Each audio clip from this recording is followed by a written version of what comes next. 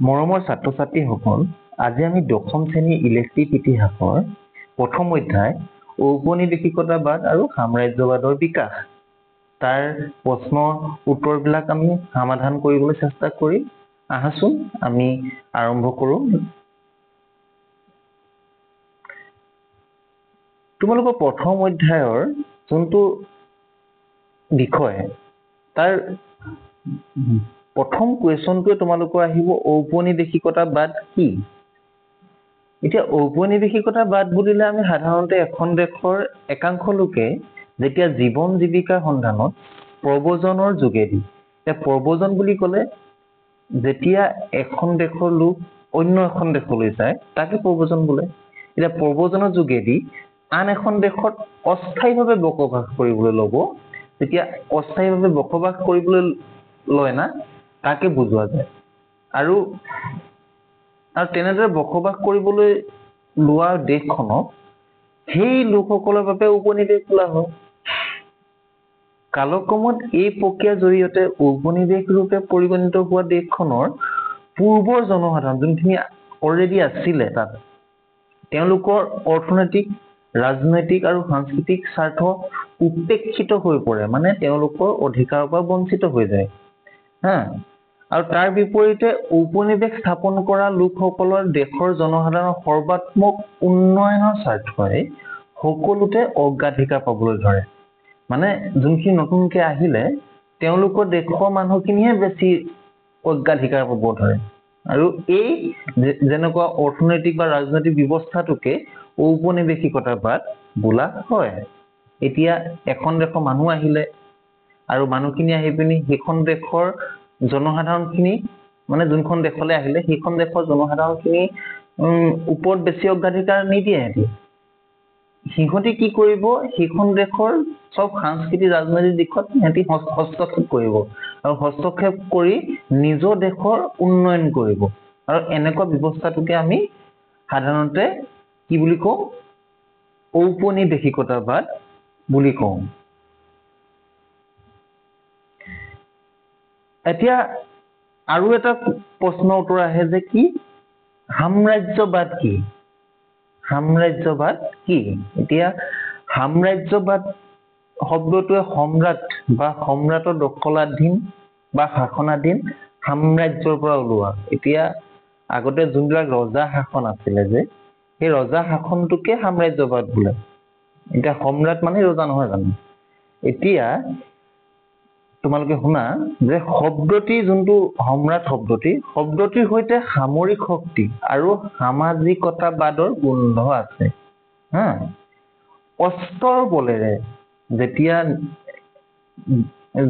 আগতে যুদ্ধ হয় না, এই যুদ্ধৰ কথা কৈছে, অস্ত্ৰৰ বলেৰে পৰ ৰাজ্য জয় কৰি সেই বিজিত ৰাজ্য বা দেশখনৰ ওপৰত সকলো প্ৰকাৰৰ নিয়ন্ত্ৰণ স্থাপন কৰা মাধ্যমেৰে সেই দেশখন বা দেশসমূহৰ ওপৰত লুণ্ঠন কৰি যেতিয়া নিজ দেশক চহকী কৰিবলৈ লয়, তেনে ৰাজনৈতিক প্ৰক্ৰিয়া বা ব্যৱস্থাটোকে সাধাৰণতে সাম্ৰাজ্যবাদ বোলা হয়। এতিয়া ধৰি লোৱা এখন দেশৰ ৰজাই আন এখন দেশক মানে অস্ত্ৰৰ বলেৰে পৰাজিত কৰিব, আৰু পৰাজিত কৰি কি কৰিব, তাৰ পৰা যোনবিলাক সামগ্ৰী বা তেওঁলোকৰ যোনবিলাক সম্পদ আছিলে সেইবিলাক লুণ্ঠন কৰিব, লুণ্ঠন কৰি নিজ দেশক সি চহকী কৰিব। আৰু এনে ৰাজনৈতিক প্ৰক্ৰিয়াটোকে আমি সাম্ৰাজ্যবাদ বুলি কওঁ। এতিয়া পুঁজিবাদ আহিব। পুঁজিবাদটোনো কি? পুঁজিবাদটো হৈছে অষ্টবিংশ শতিকাত ইউৰোপ, ব্ৰিটেইন আদি দেশত আৰম্ভ হোৱা শিল্প বিপ্লৱৰ ফলশ্ৰুতিত পুঁজিবাদৰ বিকাশ হবলৈ ধৰে। এতিয়া পুঁজিবাদ বুলি ক'লে সাধাৰণতে এই ধনী শ্ৰেণী মানুহবিলাকৰ কথা গম পোৱা নহয় তোমালোকে। এতিয়া ধনী শ্ৰেণী মানুহবিলাকনো কেনেকে জন্ম হ'ল? এতিয়া যেতিয়া অষ্টবিংশ শতিক মানে 18th চেঞ্চুৰীত যেতিয়া ইউৰোপত প্ৰথম শিল্প বিপ্লৱ, এতিয়া প্ৰথম শিল্প বিপ্লৱ হৈছিলে 1760 চনত।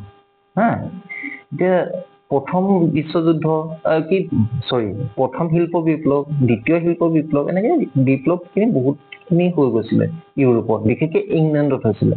আৰু শিল্প বিপ্লৱ মানে বিভিন্ন ধৰণৰ মেচিনাৰী প্ৰডাক্ট বা মেচিন উৎপন্ন হৈছিলে আৰু সেই মেচিন বিলাক উৎপন্ন হোৱাৰ লগে লগে তেওঁলোকে বেচিবলৈ ষ্টাৰ্ট দিছিলে বেলেগ দেশক আৰু বেলেগ দেশৰ পৰা বিভিন্ন কেঁচা মাল সংগ্ৰহ কৰিছিলে হা এনে কি হৈছিলে ন আমি চাওঁচোন নেকি অষ্টবিংশ শতিকাৰ যি শিল্প বিপ্লৱৰ আবিৰ্ভাৱে মানুহৰ মনত সমাজৰ পূৰ্বৰ পৰা চলি অহা অৰ্থনৈতিক ধ্যান ধাৰণা আৰু সম্পৰ্ক উৎপাদন আৰু বিতৰণ সামাজিক সম্পৰ্ক শ্ৰেণী চেতনা ৰাজনৈতিক দৃষ্টিকোণ মতবাদ শাসন ব্যৱস্থা আদিৰ ক্ষেত্ৰত নতুন পৰিৱৰ্তন আনি দিয়ে মানে শিল্প বিপ্লৱ হোৱাৰ লগে লগে সমাজখনত বহুত প্ৰকাৰৰ চেঞ্জ আহিলে আগতে যদি গৰুৱে হাল বাইছিলে এতিয়া ট্ৰেক্টৰ চলিব ধৰিলে আৰু গৰুৱে হাল বাইনো কিমান কোন মাটি খেতি কৰিব পাৰিছিলে ট্ৰেক্টৰটো বেছি পাৰে